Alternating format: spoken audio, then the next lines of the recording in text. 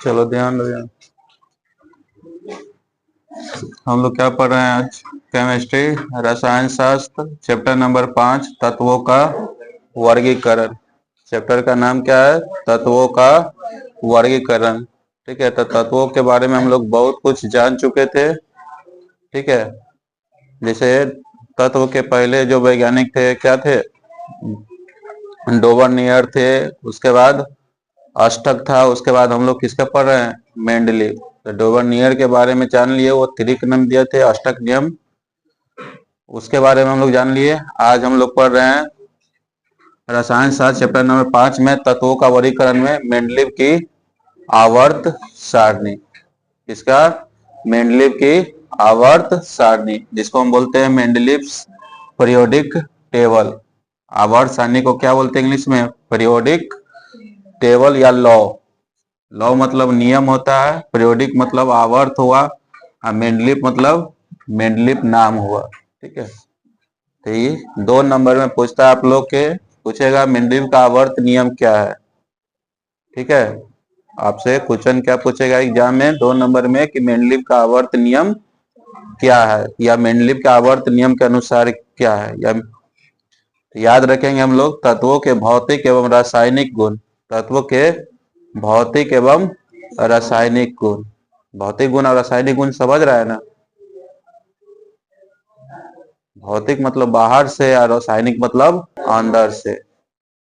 Mobile या तो mobile का भौतिक क्या हो जाएगा? बाहर से वो देखने में कैसा है। और रासायनिक गुण क्या? जो उसका अंदर वो अथी, मतलब कौन माइक्रो लगा हुआ है, क्या चीज लगा हुआ है, कौन कैपेसिटर लगा हुआ है, वो क्या उसका रासायनिक। तो क्या कर रहा है? तत्वों के भौतिक एवं रासायनिक गुण, उनके परमाणु द्रव्यमान।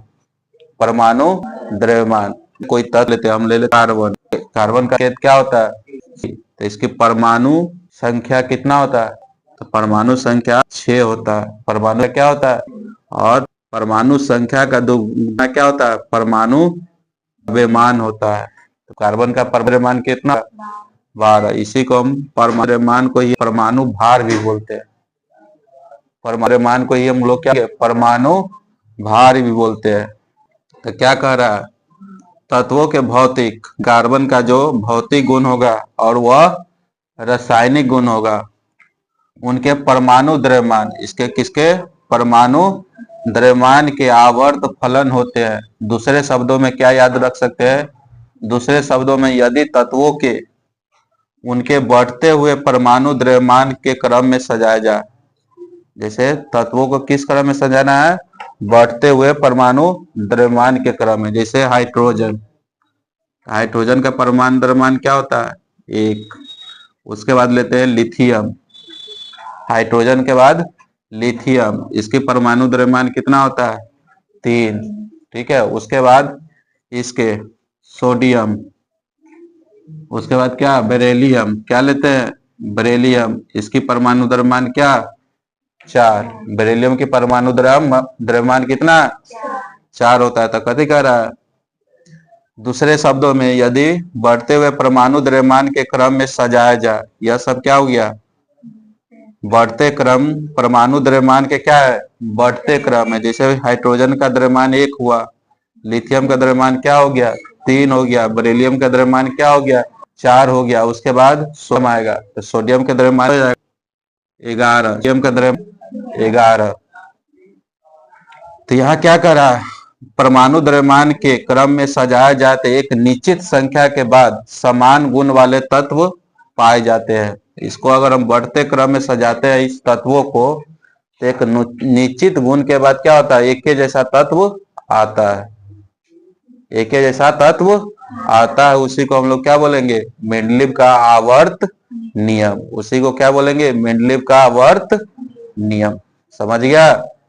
मेंडलीव का आवर्त नियम कि तत्वों के, तो बहुत सारा तत्व है, तत्व की संख्या कितना है? 118 गो तत्व है। और उसको याद करने का बहुत आसान ट्रिक सब है।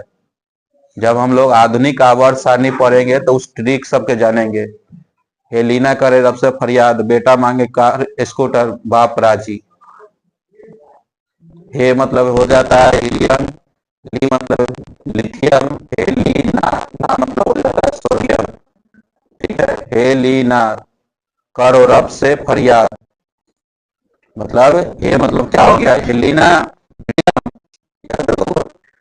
ये तो लेना, ये मतलब क्या हो गया, हीलियम, लीन मतलब लिथियम, हेलिना ना मतलब सोडियम, करो के मतलब पोटेशियम, और हेलिना करो रब, रब मतलब हो गया रूबिनियम, रूबिडियम, रब से मतलब हो गया सीरियम, सेलियम, और फरियाद ये हो गया क्रोनियम। इसका अब बेटा मांगे कार स्कूटर, बेटा मांगे कार स्कूटर बाप राजी, तो ट्रिक से याद रख लेंगे, सबका ट्रिक है याद करने का। तब जब हम आदमी का वर्षा नहीं पढ़ेंगे तो सब हम ट्रिक जानेंगे, उसको सब याद करेंगे। अभी फिलहाल हम लोग समझ रहे हैं